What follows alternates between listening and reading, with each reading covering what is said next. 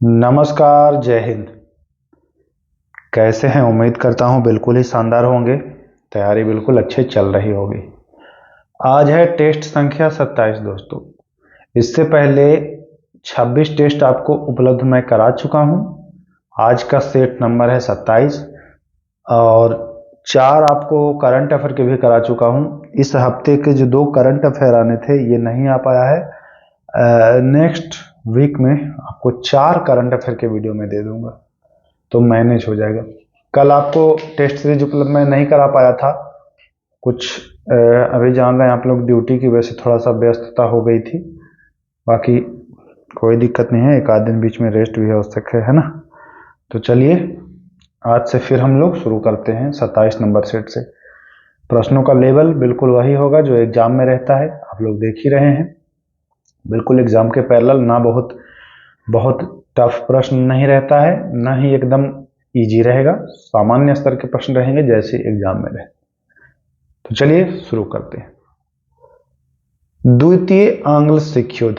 जी हाँ, देखिए सिख युद्ध से प्रश्न आपको आता है, सिख युद्ध मराठा से। तो दूसरा पूछ रहा है, पहला नहीं। दूसरा कब हुआ था? तो दूसरा 1848 से 49। याद रखना है, दूसरा पूछे तो 1848 से 49। पहला 1845 से 46, दूसरा 1848 से 49। दूसरे नंबर प्रश्न की ओर आते हैं।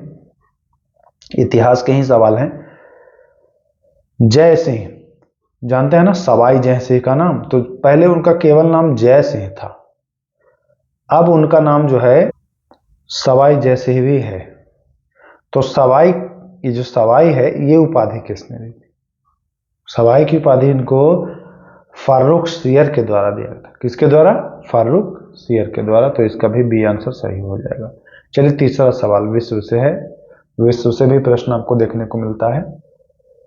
वर्ष 1688 ईस्वी में इंग्लैंड में क्रांति होने के पश्चात वहां का शासक कौन बना? इंग्लैंड में औद्योगिक क्रांति हुई ना, उसके बाद वहां के शासक सामूहिक रूप से विलियम थर्ड और मैरी दोनों बन गए थे। तो ये आपको ध्यान देना है कि दोनों जो है वह संयुक्त रूप से बने थे। देखिए बिहार का एग्जाम दे रहे हैं तो बिहार से प्रश्न आपको बन जाता है। इनमें से फाल्गु नदी के किनारे पर बसा कौन सा पर्यटन स्थल है ना? फाल्गु नदी। तो जो राइट आंसर है वो हो जाएगा बोधगया।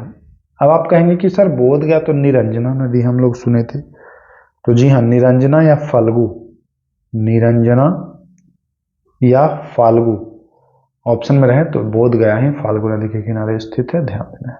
चलिए ये देखिए बहुत महत्वपूर्ण सवाल है ये वाला। सर्चलाइट अखबार का संपादन किया था। सर्चलाइट बहुत चर्चित अखबार है, ये बहुत बार बीपीएससी तक इस प्रश्न को उठाता है। सर्चलाइट अखबार जो है ना वह मुरली मोहन प्रसाद, जी हाँ, संपादन मुरली मोहन प्रसाद ने किया था, ध्यान देना है। इनमें से कौन भारत का सबसे बड़ा और सबसे प्रमाणिक मध्य पाषाणकालीन स्थल, मध्य पाषाणकालीन स्थल पूछ रहा है ना? ये बहुत इंपॉर्टेंट है। मध्य पाषाणकालीन स्थल पूछे तो बताएंगे बागेर, जो कि राजस्थान में है, या कहीं बांगेर लिखा मिल जाएगा, ध्यान में रखना है आपको। चलिए ये बहुत अच्छा सवाल है, इसको आप आसानी से याद भी कर लेंगे। सिंधु सभ्यता के किस स्थल से कुत्ते के साथ मानव के अवशेष पाए गए हैं? कुत्ता के साथ मानव को दफना दिया गया है। सिंधु सभ्यता का एक स्थल है जहां जब खुदाई हुई तो कुत्ता का भी अवशेष मिला और सतवे मानव का भी मिला, दोनों को एक साथ दफन होने का प्रमाण मिला है। तो यही प्रश्न पूछ रहा है कि कहां से मिला है? तो वह मिला है रोपड़ से। कहां से? रोपड़ से। अब याद कैसे करेंगे?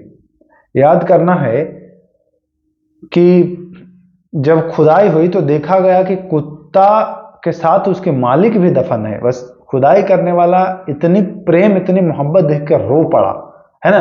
कुत्ता के साथ अगर मानव को आप देखेंगे दफन तो आप रो नहीं पड़ेंगे कि कैसा मालिक होगा जो कुत्ता के साथ ही मर गया, कैसा कुत्ता होगा जो मालिक के साथ ही मर गया, रो पड़े ना। तो ये ध्यान देना है, रोपड़ याद रखना है। रोपड़ कहां में है? ऑप्शन दे रहे हैं, पंजाब में, राजस्थान में या पाकिस्तान में, या इनमें से कोई नहीं। 4 ऑप्शन दिया हूं। ईश्वर संसार है और ईश्वर में मेरी आत्मा है का दर्शन निहित था। यह दर्शन कहां निहित था भैया? तो यह जो दर्शन था ना, यह उपनिषदों में। कहां? उपनिषदों में यह दर्शन है कि ईश्वर संसार है और ईश्वर में मेरी आत्मा है। कोई दिक्कत नहीं। प्रश्नों का लेवल बिल्कुल एग्जाम वाला है, आप देख ही रहे होंगे। चलिए, हाल ही में लोकसभा अध्यक्ष ओम बिरला ने किसे लोक लेखा समिति का अध्यक्ष चुना है? लोक लेखा समिति का अध्यक्ष सीधा पूछ रहा है कि ओम बिरला ने किसे चुना है। तो जान लीजिए कि ये वेणु गोपाल के नहीं, वेणु गोपाल को। अब इससे 2-3 प्रश्न आप देखने को मिल जाएगा आपको। क्या कह रहे हैं? लोकसभा अध्यक्ष ओम बिरला ने लोक लेखा समिति का अध्यक्ष चुना है। अब प्रश्न पॉलिटी से पूछेगा कि लोक लेखा समिति के अध्यक्ष को कौन चुनता है, तो अब आप क्या याद रखेंगे? भाई ओम बिरला चुना था, यानी कि लोकसभा अध्यक्ष चुनता है। तो ये आंसर ऐसे करके आप भी लगा सकते हैं, ठीक ना। लोक लेखा समिति में कितने सदस्य होते हैं? तो 15 और प्लस 7, 15 लोकसभा से प्लस 7 राज्यसभा से, यानी कि 22। ऐसे चीजों को आप रिलेट करिएगा। चलिए, ये बहुत बढ़िया प्रश्न है जो क्रिकेट देखता है उनके लिए। किसने T20 जो 20वां मैच होता है, 20 ओवर वाला, मैं ज्यादा मैच नहीं देखता हूं, कभी खाली भारत पाकिस्तान का देखता हूं और ज्यादा नहीं देखता हूं। किसने T20 में एक ओवर में 6 छक्के और सबसे ज्यादा यानी 39 रन का रिकॉर्ड बनाया है? अब बताइए, एक ओवर में 39 रन कैसे? 6 बॉल ही होता है, अगर छक्का भी मारेगा तो 6 छंगे 36, 3 और कैसे? तो 3 ये 9 बॉल दे दिया था बॉलर, 9 बॉल से 3 रन और ऐड हो गया था, यानी 39 रन हो गया था। और बैटिंग पर कौन था? क्योंकि जब अकेले वही 6 बॉल खेला है तो अकेला ही रहा होगा। ये इसका नाम है डेरियर बसेर। जी हाँ, डेरियर बसेर, ये समोया जो देश है वहां का है। चलिए, ये प्रश्न करंट अफेयर का है, अच्छा है। प्रवासी भारतीय दिवस 2025 का थीम क्या था? तो प्रवासी भारतीय दिवस 2025 का जो थीम था वह था कि विकसित भारत में प्रवासियों का योगदान। भारत कब डेवलप करेगा? जब प्रवासी भी योगदान देंगे तो ज्यादा डेवलप करेगा, ऐसा थीम बनाया गया था कि विकसित भारत में प्रवासियों का योगदान। 12 नंबर सवाल, हालिया में किस तिथि को संयुक्त राष्ट्र के द्वारा विश्व फुटबॉल दिवस मनाया गया? देखिए, ये विश्व फुटबॉल दिवस UN यानी कि संयुक्त राष्ट्र के द्वारा मनाया गया है, तो ये प्रश्न इंपॉर्टेंट है, जान लीजिए। 22 मई को जैव विविधता दिवस होता है, उसके 3 दिन बाद ही होता है, यानी 25 मई को होता है, तो ये भी ध्यान देना है। आगे चले, चलिए। इंडिया @100 पुस्तक के लेखक। देखिए, पुस्तक पूछता है ना। नीम के शहद इस बार पूछा था स्टेनो में, नीतीश कुमार विमोचन किए थे। इस बार आप ऐसे रणनीति से पढ़े ना कि जिस रणनीति से पिछली बार नहीं पढ़े थे, असफल हुए थे, ऐसी रणनीति अपनाइए कि इस बार सफल हो जाए। रणनीति बहुत जरूरी है दोस्तों। ये KV सुब्रमण्यम जो है इंडिया @100 पुस्तक के लेखक हैं, तो ये भी ध्यान देना आपको। 14 नंबर, वर्ष 2024 पद्म पुरस्कार में पद्म भूषण पुरस्कार से नवाजा गया है। पद्म भूषण पुरस्कार से पूछ रहा है कि किसे नवाजा गया है 2024 में। तो याद कर लीजिए, पाठक जी को, विंदेश्वर पाठक को पद्म भूषण पुरस्कार से नवाजा गया है, तो ये ध्यान देना है। चले आगे, चलिए। वर्ष 2024 में शांति का नोबेल पुरस्कार से नवाजा गया है। शांति का नोबेल पुरस्कार किसे मिला है? ये बहुत इंपॉर्टेंट है और जानना आवश्यक है आप लोगों के लिए। तो शांति पुरस्कार से निहोन हिंडोक्यो को। निहोन हिंडोक्यो एक संगठन है, जरा सा यहां पर ध्यान देना है। ये एक संगठन है ना। कहां का संगठन है? तो यह जापान का संगठन है। कहां का? जापान का। क्यों मिला है? तो इस संगठन को शांति के लिए मिला है, शांति के लिए। जानते हैं इस संगठन का जो फाउंडर है कौन है? तो जो विश्व युद्ध हुआ था, हिरोशिमा और नागासाकी पर जो बम गिरा था परमाणु, उसमें क्षतिग्रस्त जो हुए थे, है ना, उनके ही क्षतिग्रस्त जो पीड़ित थे, उनके उत्तरजीवी के द्वारा उत्तरजीवियों के द्वारा यह संगठन बनाया गया है? अच्छा सवाल है, ध्यान देना है। चलिए, भारतीय सेना में देश के आत्मनिर्भर अभियान को मजबूत करने हेतु या करने हेतु 2 बार लिख दिया गया है, करने हेतु एंड टू एंड सुरक्षित मोबाइल इकोसिस्टम लॉन्च किया गया है। बहुत ही बढ़िया प्रश्न है। जैसे एंड टू एंड में क्या होता है कि व्हाट्सएप आपका एंड टू एंड इनक्रिप्टेड है ना। आपने अगर कुछ मैसेज भेजा तो वो एक कोड के रूप में जाता है ऐसे ऐसे, और वो आप जिसको भेजा उसी में वो कोड ओपन होगा और वो पढ़ेगा, है ना। थर्ड पार्टी बीच में अगर चाहे कि आपके द्वारा जो मैसेज भेजा गया है वो पढ़ लें तो वो नहीं पढ़ पाएगा। एंड टू एंड मतलब कि यहां से जहां इस मैसेज की शुरुआत हुई और जहां से अंतिम वाला पढ़ेगा, जो भेज रहा है वही पढ़ेगा, है ना। तो ये मतलब एक तरह से सिक्योरिटी होती है कि बीच में उसको कोई रीड ना करे, हैक ना करे, ये होता है। चलें आगे। तो ये नाम तो बता दीजिए, इसका नाम इसका है संभव।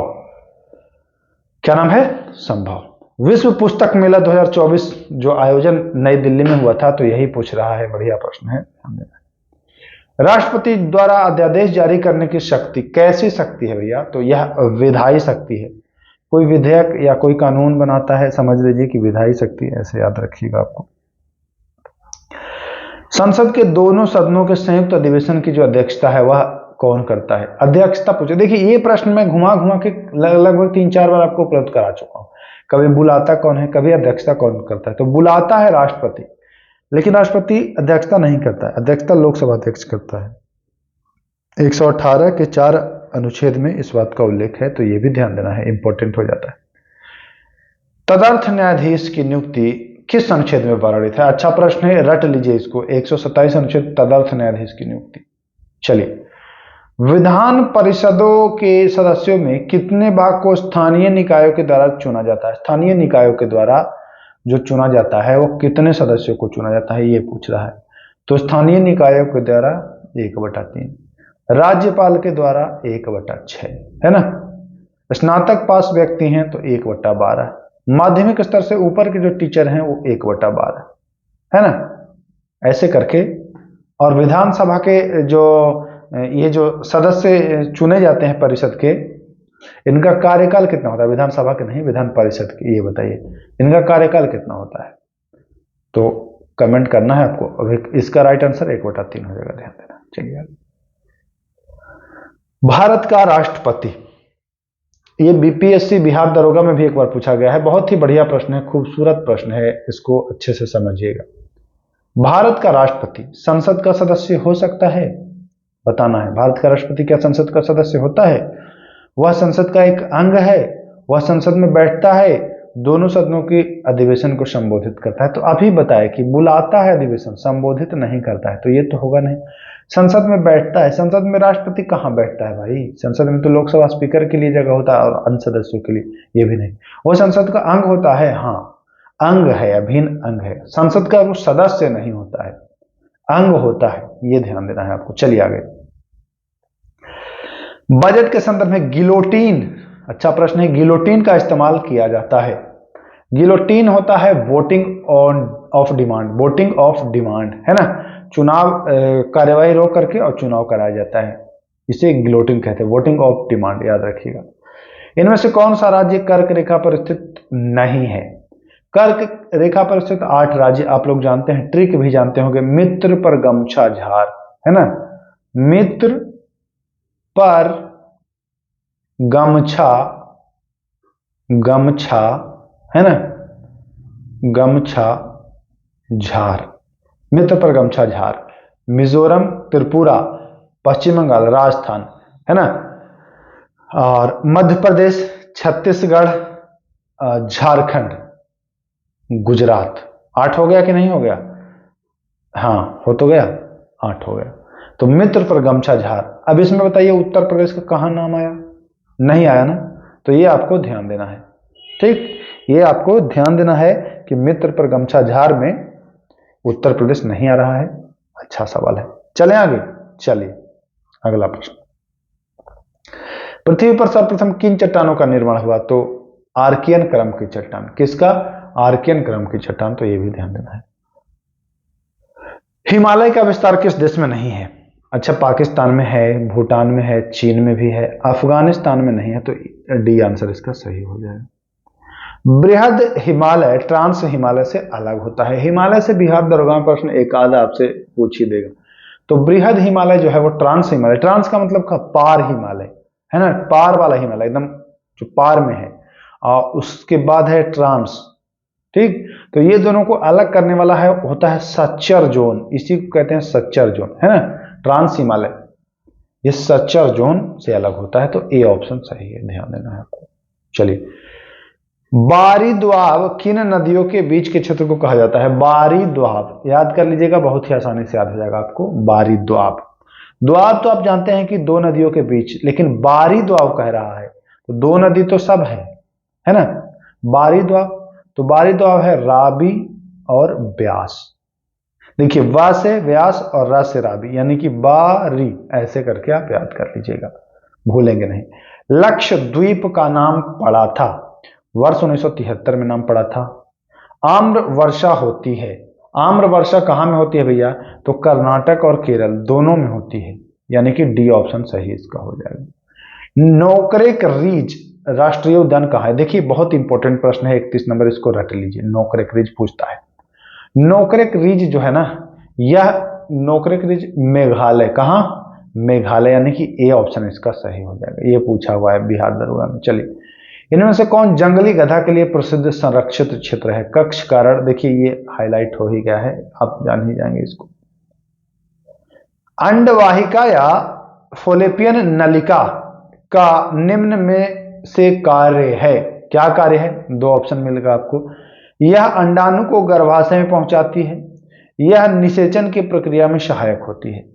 अब इन दोनों में सत्य कथन पूछ रहा है कौन है, तो गर्भाशय में पहुंचाती है और निषेचन में भी सहायक, यानी कि दोनों सही हो जाएगा। ऑप्शन नंबर सी इसका सही हो जाएगा कि दोनों सही है। चले आगे, चलिए। मानव गुर्दा में बनने वाली पथरी प्रायः किसकी बनी होती है? बहुत ही बार पूछा जाने वाला प्रश्न है। जो किडनी में पथरी होता है, गुर्दा उसको लिख दिया है, तो किडनी में जो पथरी होती है वो कैल्शियम ऑक्सलेट की बनी होती है। किसकी बनी होती है? कैल्शियम ऑक्सलेट की बनी होती है। इंपॉर्टेंट, ध्यान देना है आपको। खाना बनाने में प्रयोग किया जाने वाला अदरक एक राइजोम है, जो उदाहरण है। अदरक किसका उदाहरण है ये भी पूछता है, कभी आलू पूछ देता है, कभी गाजर, कभी शकरकंद पूछ देता है, ये किसका उदाहरण है? तो अदरक जो है ना, वह तना का उदाहरण है, तना का उदाहरण है, भूमिगत तना है अदरक। तो इसका आंसर हो जाएगा भूमिगत। देखिए, दो ऑप्शन है, भूमि के ऊपर तना, भूमिगत अंदर में रहता है, भूमि के ऊपर नहीं रहता है, तो ये बी ऑप्शन इसका सही हो जाएगा। इनमें से किसका नाम थायमिन है? विटामिन B1 को थायमिन भी कहा जाता है। विटामिन B1 को थायमिन कहा जाता है, ध्यान देना है। सूखा रोग, ऑस्टियोमलेशिया, सूखा रोग, देखिए न्यूज वाले भी अभी ही भेज रहे हैं नोटिफिकेशन। सूखा रोग किस विटामिन की कमी से होता है? तो यह विटामिन डी की कमी से होता है ना। रिकेट्स बच्चों में, और ए नहीं भाई, कहाँ हैं हम आज, विटामिन डी, रिकेट्स बच्चों में, ऑस्टियोमलेशिया वयस्कों में, है ना। ये हड्डियों को भी कमजोर करता है इसकी कमी से, तो ये ध्यान देना है आपको। सूखा रोग, विटामिन डी। इनमें से कौन पैर की हड्डी नहीं है? आपको जानना है, पैर की हड्डी पूछ रहा है, तो देखिए पटेला है पैर की, टिबिया है, फिबुला है, आल्ना हाथ की हड्डी है, तो ये ध्यान देना था। अच्छा प्रश्न। चलिए, 39। मनुष्य के शरीर की अस्थियों में कैल्शियम की मात्रा का संतुलन कौन सी ग्रंथि करती है? जो हड्डी होता है, मानव शरीर की जो हड्डी है ना, इस हड्डी में अस्थियों में जो कैल्शियम है, इसका संतुलन कौन ग्रंथि के द्वारा किया जाता है? तो वह होता है पैराथायराइड ग्रंथि, पैराथायराइड ग्रंथि, ध्यान देना है। ब्रीदिंग कैसी अभिक्रिया है? ब्रीदिंग जो आप सांस ले रहे हैं, सांस लेने वाला जो है ना, ब्रीदिंग, सांस लेने वाली जो यह अभिक्रिया है, कैसे अभिक्रिया है? तो यह भौतिक अभिक्रिया है। क्या अभिक्रिया है? भौतिक अभिक्रिया है, ध्यान देना है। भौतिक अभिक्रिया का उदाहरण है ब्रीदिंग, है ना, ध्यान देना है आपको। चलिए, 41 नंबर प्रश्न देखते हैं क्या कह रहा है। वॉशिंग मशीन कार्य करता है, वॉशिंग मशीन कार्य करता है अपकेंद्रीय, अभिकेंद्रीय, विसरण या अपवहन? तो वॉशिंग मशीन अपकेंद्रीय, है ना। अब कैसे याद रहेगा अपकेंद्रीय? वॉशिंग मशीन में क्या धोते हैं आप? कपड़ा धोते हैं। क्या धोते हैं? कपड़ा, यही धोते हैं ना। देखिए कपड़ा में आपको कप लग रहा होगा और अप केंद्रीय लिखने में आपको अप लिखते हैं पहले, है ना। तो कप आप रिलेट कर लीजिएगा। जैसे ही दिमाग में आपका आया कि वॉशिंग मशीन, तो आपको आया कि वॉशिंग मशीन में कपड़ा, कप यानी अप, अप केंद्रीय। ओके, अप और अभी में कंफ्यूजन होता है बच्चों को, अब कंफ्यूजन नहीं होगा। चलिए, इस ताप को परम शून्य भी कहते हैं, 0 केल्विन को परम शून्य कहते हैं। लेकिन अब यहां पर परम ताप में केल्विन कहीं दिया नहीं है ना, डिग्री सेल्सियस में पूछ रहा है, तो -273.15 डिग्री सेल्सियस, ये ऑप्शन सही हो जाएगा। इसको 0 केल्विन भी कहते हैं, या कभी ओके भी कहा जाता है, 0 केल्विन। यदि हवा का तापमान बढ़ता है तो उसकी जलवाष्प ग्रहण करने की क्षमता, हवा में अगर तापमान बढ़ेगा, टेम्परेचर बढ़ेगा, तो जलवाष्प ज्यादा ग्रहण करेगा, ज्यादा टेम्परेचर रहेगा, तो सीधी बात है। MRI मशीन कार्य करता है, सॉरी देखिए कैमरा ऑन कर दिया हूं मैं, चलिए कोई बात नहीं, बंद हो गया। MRI मशीन निम्न में से किसका प्रयोग किया जाता है? MRI मशीन में किसका प्रयोग किया जाता है? MRI मशीन में तो चुंबकीय, है ना, मैग्नेटिक रेजोनेंस इमेजिंग, तो चुंबकीय तरंग इसका बिल्कुल राइट आंसर हो जाएगा। यहां पर आपको डी ऑप्शन नजर आ रहा होगा सही। लिटमस पत्र का उदासीन विलयन होता है, बहुत अच्छा प्रश्न है, रट लीजिए, इसको याद कर लीजिए। लिटमस पत्र का रट लीजिए, दरोगा में एकदम पक्का 100%। देखिए क्योंकि पिछली बार भी पूछा था लिटमस पत्र का, दूसरा फिनेप्थिलिन का पूछा था कि उसका कलर क्षारीय विलयन का कलर, तो तीनों ये पूछता है, हम तीनों को एक वीडियो में आपको डिस्कस करा देंगे। तो लिटमस पत्र का जो उदासीन होता है, अम्ल क्षार का नहीं पूछा, उदासीन, वह बैगनी होता है। एक प्रश्न बहुत ही सुंदर प्रश्न है, निप्पॉन किसका पुराना नाम है? किस देश का पुराना नाम निप्पॉन है? तो निप्पॉन जापान, याद कर लीजिए, निप्पॉन जापान, निप्पॉन जापान, ऐसे करके आप याद कर लीजिए, बहुत ही अच्छा प्रश्न है, पूछता है। कहां के राष्ट्रपति भवन को टेम्पल ट्री के भी नाम से जाना जाता है? टेम्पल ट्री किस देश के राष्ट्रपति भवन को कहते हैं टेम्पल ट्री? तो नेपाल के, हाँ श्रीलंका के, सॉरी यार, श्रीलंका के, थोड़ा ज्यादा। कोलंबो कप का संबंध है, कोलंबो कप जो होता है वह भारत, पाकिस्तान और श्रीलंका के बीच होता है ना, कोलंबो कप। अब ये होता है फुटबॉल मैच से संबंधित है कोलंबो कप, बहुत अच्छा प्रश्न है, इसको रट लीजिए, याद कर लीजिए। चलिए, मध्याह्न भोजन की शुरुआत 1995 में हुई है, मध्याह्न भोजन कार्यक्रम की शुरुआत 1995 में हुई है, तो ये भी आपको ध्यान देना है। इनमें से कौन सा कर राज्य सरकार के द्वारा लगाया जाता है ना, स्टेट गवर्नमेंट के द्वारा ये जो टैक्स है ये आरोपित किया जाता है यहाँ पर? क्या सर्विस टैक्स, क्या सीमा शुल्क, क्या केंद्रीय उत्पाद शुल्क? तो केंद्रीय, तो केंद्र लगा है तो ये होगा नहीं। सीमा शुल्क, भैया सीमा शुल्क लेता है केंद्र सरकार, राज्य सरकार नहीं। सर्विस टैक्स भी आपको केंद्र सरकार का कर है। राज्य सरकार का कर है कि वाहनों पर ये टैक्स लगा देता है। जब आप गाड़ी खरीदिए, आप गाड़ी खरीदेंगे तो किसी राज्य में आपको गाड़ी सस्ता मिल जाएगा, किसी में महंगा, तो यह वाहनों का जो टैक्स होता है वो राज्य सरकार के हाथ में होता है, तो ये ध्यान देना है। तो 50 प्रश्न थे जो अति महत्वपूर्ण थे बिहार दरोगा के लिए, अच्छे प्रश्न थे। इसमें 2-4 यूनिक प्रश्न भी लाया गया था, क्योंकि बिहार दरोगा में आप जानते हैं कि 2-4 यूनिक प्रश्न भी पूछा ही जाता है, तो उसी के लिहाज से इसको लाया था। बाकी करंट अफेयर का 4 वीडियो पेंडिंग है, मैं 4 वीडियो आपको उपलब्ध बैक टू बैक कराऊंगा। वीडियो कैसा लग रहा है कमेंट करिएगा। और हाँ, आप लोग का बहुत ज्यादा डिमांड है कि सर सब्जेक्ट वाइज डेली लाइए, भले टेस्ट हफ्ते में 3 ही 4 दिन दीजिए, लेकिन सब्जेक्ट वाइज टॉपिक जो इंपॉर्टेंट है उसको डेली कराइए। तो कमेंट करिए, टेस्ट क्या एक आध दिन बीच में गैप किया जाए कि टेस्ट भी दें और सब्जेक्ट वाइज भी दें? अगर कमेंट ज्यादा रहेगा आप लोगों का तो कोशिश करूंगा कि दोनों आप लोगों के लिए थोड़ी और मेहनत दोनों उपलब्ध कराऊंगा।